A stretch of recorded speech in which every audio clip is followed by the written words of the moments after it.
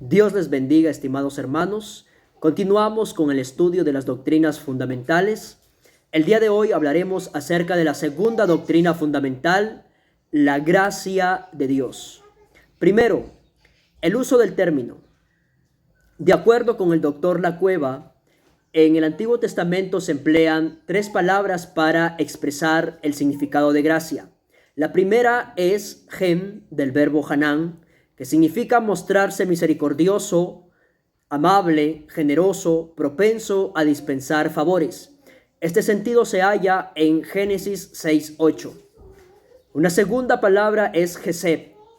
Esta palabra significa gracia en el sentido de caridad, benignidad, misericordia. Así se emplea en Éxodo 20:6. Una tercera palabra es rapson, que significa contentamiento, aceptación, buena voluntad. Así se encuentra en Isaías 60:10. En el Nuevo Testamento, el doctor Lacueva dice que solamente se emplea la palabra charis para expresar el concepto de gracia, pero que se usa con diversos sentidos. El sentido más elemental dentro y fuera de la Biblia es el de encanto o atractivo. Este sentido se encuentra allá en Lucas 4:24 y Colosenses 4:6. Un segundo sentido sería el de agradecimiento. Así se encuentra en Lucas 17:9 y Romanos 6:17. Un tercer sentido sería el de favor, y este es el uso típico dentro del Nuevo Testamento. Pero esta actitud de favor, al pasar a la práctica o a la acción o al concretarse, se concreta en dos sentidos. La idea de gracia como don salvífico, que lo encontramos allá en Efesios 2:8, que habla que por gracia sois salvos por medio de la fe. Y un segundo sentido sería el de gracia como poder que habilita al hombre para actuar por encima de sus fuerzas naturales. Así se halla en 1 Corintios 15:10 y 2 Corintios 12 del 9 al 10. Segundo, el concepto de gracia. Según todo lo visto anteriormente, podemos decir que la gracia es el favor inmerecido de parte del Dios Santísimo hacia el hombre pecador. De esa manera podríamos conceptualizar lo que es la gracia. Tercero, el origen. Según Primera de Pedro 5:10, Salmos 84:10, Zacarías 12:10 y Hebreos 10:29, el origen de la gracia está en Dios. El trono de Dios se describe como el trono de gracia. El Espíritu Santo es el Espíritu de gracia. Cuarto, el dador de la gracia. Según San Juan 1:17, la gracia y la verdad vinieron por medio de Jesucristo. Así que Él es el dador de la gracia. Quinto, la gracia versus la dispensación de la gracia. Aquí vamos a ver primero la gracia como perfección. La gracia como perfección es un atributo de Dios y como tal no tiene principio ni fin. Siempre ha existido y siempre existirá, puesto que es parte del carácter de Dios, el cual es eterno e inmortal. Así que podemos afirmar que siempre hubo y habrá gracia. La gracia como dispensación. La gracia como dispensación tiene un principio y tiene un fin, puesto que es solo una economía o administración o un trato de Dios para con el hombre. La presente dispensación en la que nos encontramos se llama la dispensación de la gracia. Se inició con la muerte y resurrección de nuestro Señor Jesucristo y finalizará con la segunda venida de el Señor. En esta actual dispensación, Dios no está tratando con una nación o un pueblo en particular, sino que está tratando con su iglesia, la cual es su pueblo comprado a precio de sangre derramada en la cruz del Calvario, y cada día está añadiendo a ellas, a las personas que han de ser salvas, las cuales provienen de diferentes naciones, pueblos, tribus, aldeas, idiomas y clases sociales. Los elementos constituyentes de esta dispensación son el estado del hombre. El estado del hombre es un estado perdido, esclavo del pecado y de Satanás, y por lo tanto está destituido de la gloria de Dios, según San Lucas 19:10 y Romanos 3:23. La prueba o responsabilidad del hombre es recibir al Señor Jesucristo como Dios y Salvador y creer en el mensaje del Evangelio, siendo las buenas obras el fruto de la salvación recibida. Según San Juan 1:12 al 13, 3:36, Mateo 21:37, Hechos 1 del 1 al 12 y Juan 15 del 22 al 25. El fracaso del hombre. Los seres humanos amaron más las tinieblas que la luz y rechazaron a Cristo, según San Juan 3:19. La apostasía de parte de muchos que creyeron en el Señor Jesús, según 2 de Timoteo 3, del 1 al 5. El doctor Scofield, en su nota explicativa de 2 de Timoteo 3:1, sostiene que la apostasía de 2 de Tesalonicenses 2:3, que literalmente significa volverse atrás o recaer, es la acción de las personas que han profesado creer en Cristo y que de forma deliberada rechazan la verdad de 1. La deidad de Jesucristo y 2. La redención a través de su sacrificio expiatorio y redentor. El juicio sobre toda la humanidad inconversa y sobre la iglesia apóstata. Se encuentra ya en Mateo 24, 21 y Apocalipsis 17 y 18. Sexto, la ley versus la gracia. Primero veremos la relación entre la ley y la gracia. Pareciera que no existe ninguna relación entre la ley y la gracia, sin embargo sí la hay. Ambas están relacionadas por la práctica del sacrificio expiatorio por el pecado. Si bien es cierto que la práctica en el Antiguo Testamento era sombra y figura de la que sucedió en el Nuevo Testamento. En el siguiente cuadro detallaremos esto. Podemos observar el significado de expiación. Según Ropero, expiación, el término hebreo kafar se refiere literalmente a cubrir, especialmente con betum, por ejemplo en Génesis 6:14. Según el diccionario bíblico Certeza, kafar significa literalmente cubrir, con varias preposiciones que van con este término. La más normalmente utilizada es sobre. Así, cuando se dice expiación por él o por su pecado, él o su pecado son cubiertos. Se hace expiación por él o por su pecado. Vemos entonces que el significado de expiación es cubrir. Ahora veremos lo que es la relación de la expiación en la ley y en la gracia. En la ley tenemos la base bíblica de Hebreos 10 del 1 al 5 y 2:17 y en la gracia Hebreos 10 del 1 al 8. En la ley los sacrificios señalaban a la obra de Cristo en la cruz, de la cual eran solo sombra. En la gracia, el sacrificio de Cristo es la imagen misma de las cosas señaladas por la ley.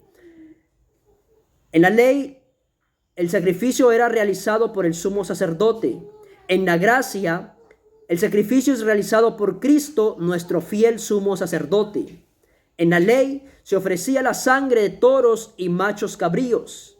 En la gracia, Cristo se ofreció por nosotros y derramó su preciosa sangre en la cruz, pues Él es el Cordero de Dios que quita el pecado del mundo. En la ley, los sacrificios de animales no pueden perfeccionar a nadie. Por eso era necesario ofrecerlos de forma continua. En la gracia, Cristo con un solo sacrificio nos hizo perfectos a todos, por lo que ya no hay necesidad de más sacrificios. En la ley, los sacrificios de animales solo cubren los pecados de los oferentes, pero no los quitan. En la gracia, el sacrificio de Cristo quitó de una vez y para siempre todos los pecados de sus hijos. Segundo, contrastes entre la ley y la gracia.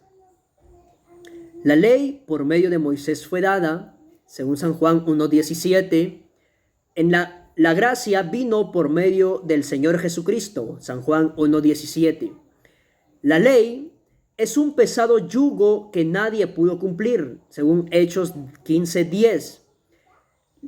En la gracia, Cristo cumplió la ley por nosotros, por lo tanto, ya no se le impone a los cristianos. Según Mateo 5:17, Romanos 8:3-4 y 10:4. La ley se introdujo para que el pecado abundase, según Romanos 5:20. En la gracia, cuando abundó el pecado, sobreabundó la gracia. La gracia reina por la justicia para vida eterna mediante Jesucristo, según Romanos 5:20-21. La ley es una añadidura al pacto de Dios con Abraham.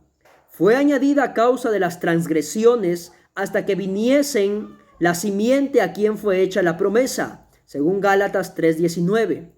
La gracia, vemos que el pacto y la promesa fue hecha a Abraham y su simiente y sigue vigente. La añadidura, o sea, la ley, no la invalida, sino que venida la simiente prometida, la ley ya no es necesaria, pues hemos sido redimidos de la ley y recibido la adopción de hijos de Dios por el Señor Jesucristo, según Gálatas 4:4-5.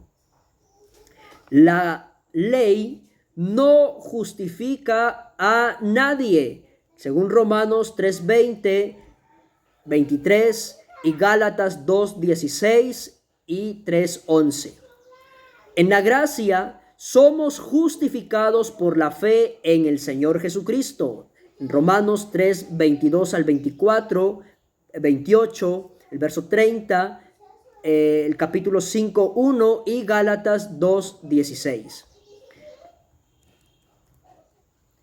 En la ley, los que la practican de forma errónea pueden jactarse y pensar que se han salvado a sí mismos, pues al que obra no se le cuenta el salario como gracia, sino como deuda, ya que en la ley dice: el hombre que haga estas cosas vivirá por ellos. Allá en Romanos 3:27, 4:4 y 10:5. En la gracia se excluye cualquier rastro de jactancia y vanagloria, pues al que no obra, sino que cree en aquel que justifica al impío, su fe le es contada por justicia. Según Romanos 3:27, 4:5, 10 del 8 al 11.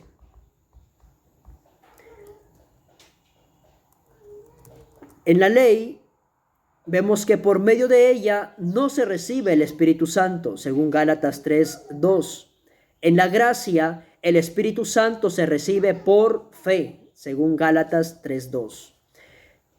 En la ley, encierra todo bajo maldición a todos los que dependen de ella, según Gálatas 3:10. En la gracia, Cristo nos ha redimido de la maldición de la ley, pues fue hecho maldición por nosotros, según Gálatas 3:13. La ley es de obras, pues dice, el que hiciere estas cosas vivirá por ellos o por ellas, según Gálatas 3:12 y Romanos 10:5. La gracia es de fe. El justo por la fe vivirá, según Gálatas 3:11, Romanos 1:17, 10 del 8 al 9 y Efesios 2:8 y Romanos 10:10.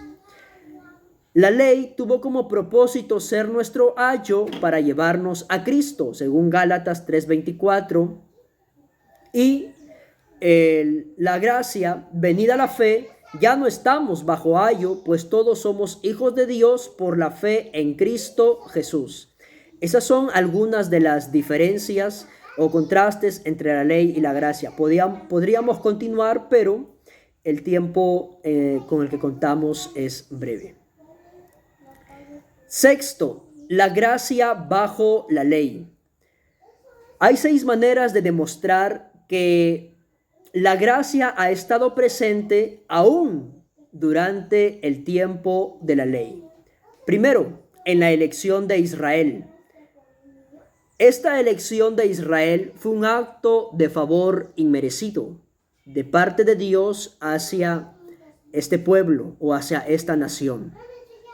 Segundo, en la restauración de su pueblo pecador.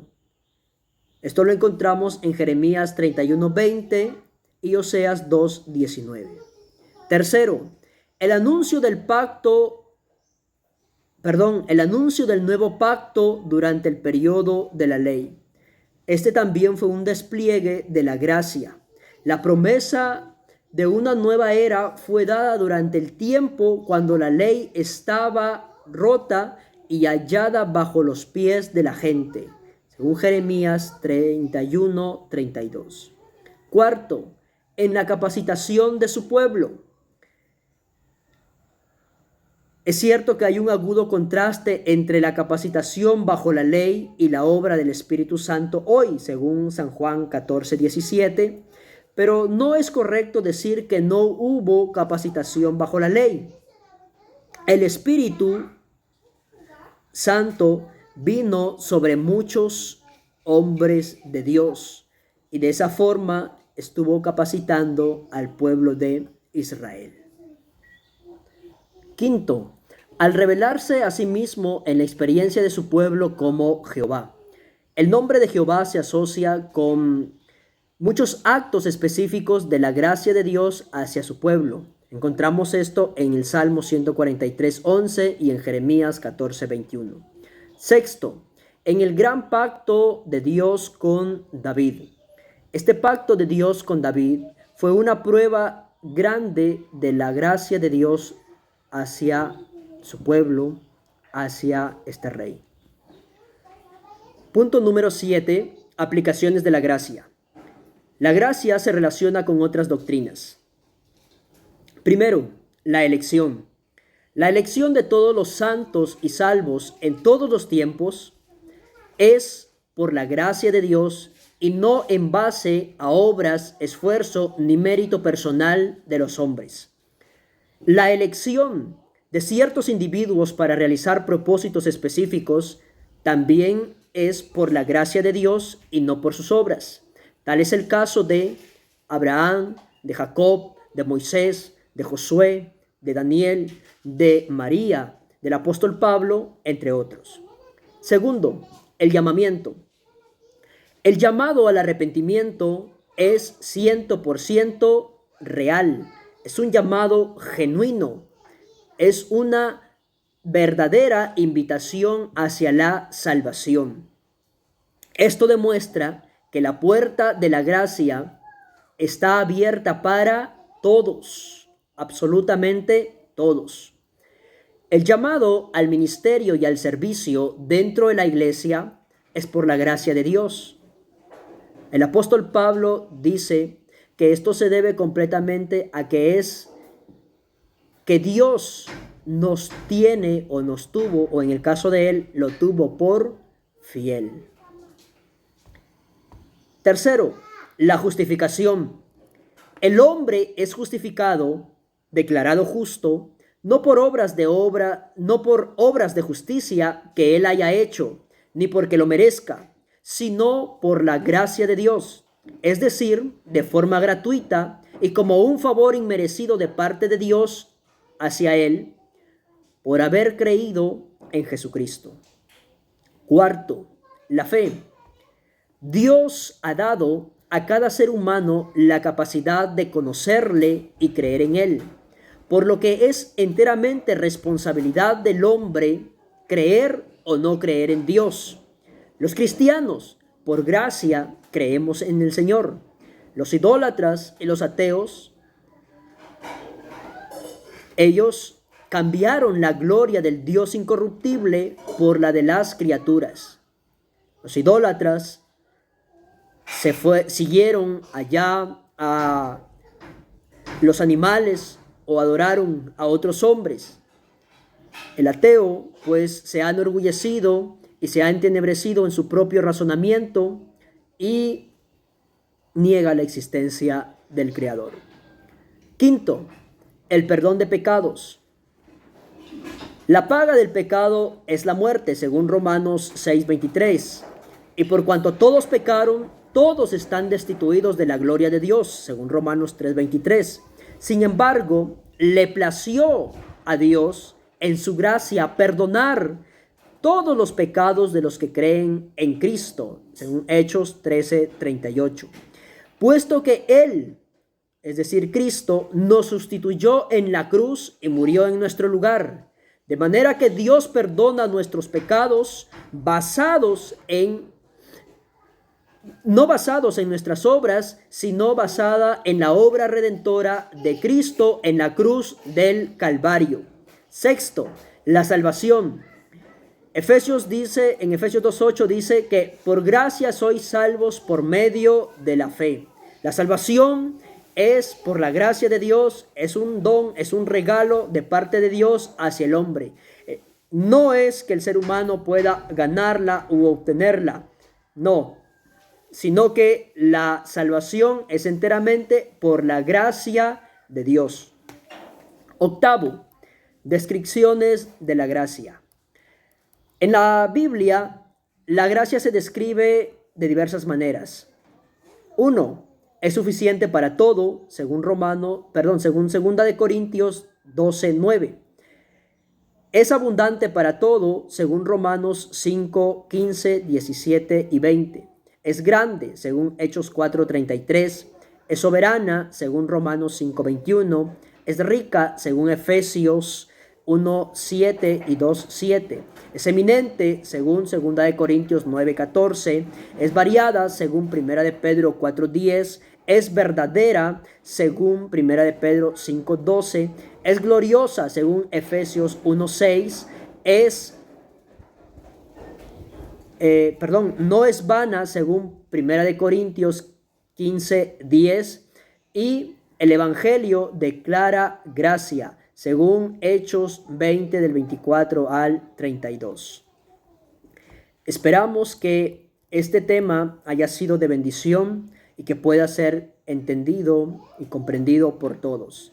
Que recordemos que la gracia de Dios es suficiente para todos. No tenemos que andar detrás de otras ideas, de filosofías, no detrás de las obras como algunas religiones enseñan.